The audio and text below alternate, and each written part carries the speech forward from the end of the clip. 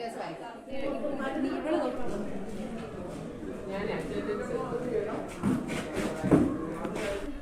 അപ്പൊ ഈ രണ്ട് പെർപെൻഡിക്കുലർ ബൈസെക്ടേഴ്സ് വന്ന് കൂട്ടിമുട്ടുന്ന സ്ഥലങ്ങൾ ഇതിനെയാണ് നമ്മൾ പറയുന്നത്.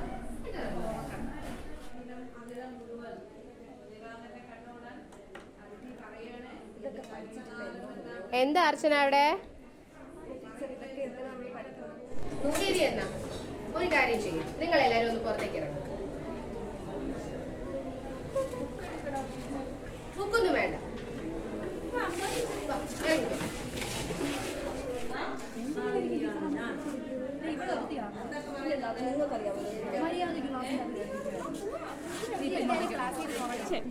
ഈ പരിസരത്ത് നിന്ന് ചെറിയ കമ്പി, കമ്പ്, ചെറിയ കയർ ഇതെല്ലാം നിങ്ങളൊന്ന് കളക്ട് ചെയ്തോണ്ട് പോവാം.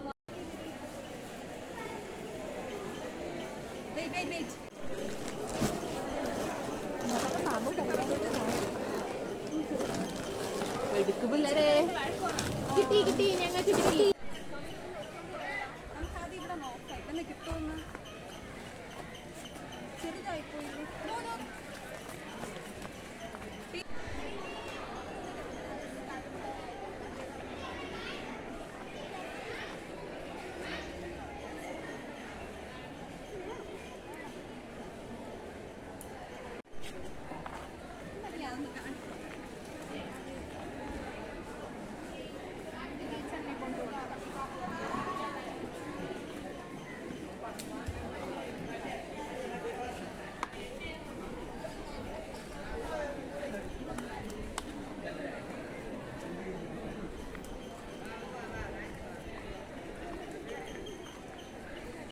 എല്ലാരും നിങ്ങൾ വന്നേ.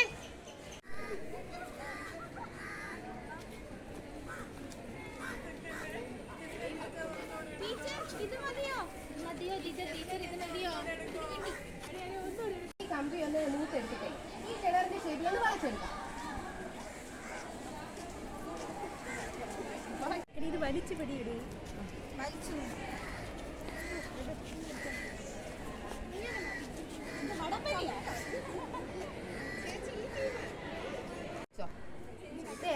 അവിടെ വെച്ചിട്ട് അവിടെ ഇവിടെ വെക്കണേ.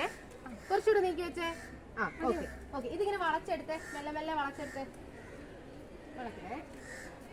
ഇതുവരെ മതി, ഇതുവരെ മതി. ഓക്കെ, ഇപ്പൊ കഴിയും. ഓടും അതിന്റെ പെർപെൻഡിക്കുലർ ബൈസെക്ടർ വരയ്ക്കണം. ഇനി അടുത്തൊരാള് അപ്പുറത്ത് അതിന്റെ ഇടി എവിടെ പിടിക്കണോ? അതെ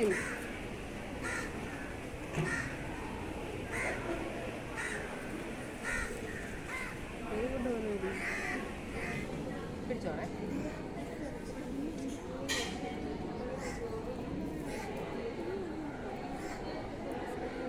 ഇതൊരു കോമ്പസ് ആയിട്ട് വിചാരിച്ചിട്ട് നമുക്കൊരു പെർപെൻഡിക്കുലർ ബൈസെക്ടർ വരയ്ക്കാം.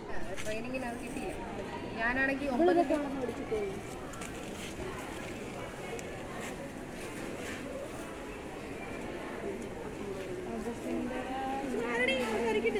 ഉടുപ്പിച്ചോ.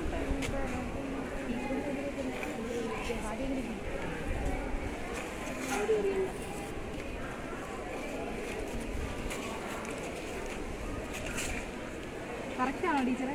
ശരിയാ ശരിയാ, വരച്ചോ. അപ്പുറത്തെ സൈഡ് വേറൊരാള് വരും.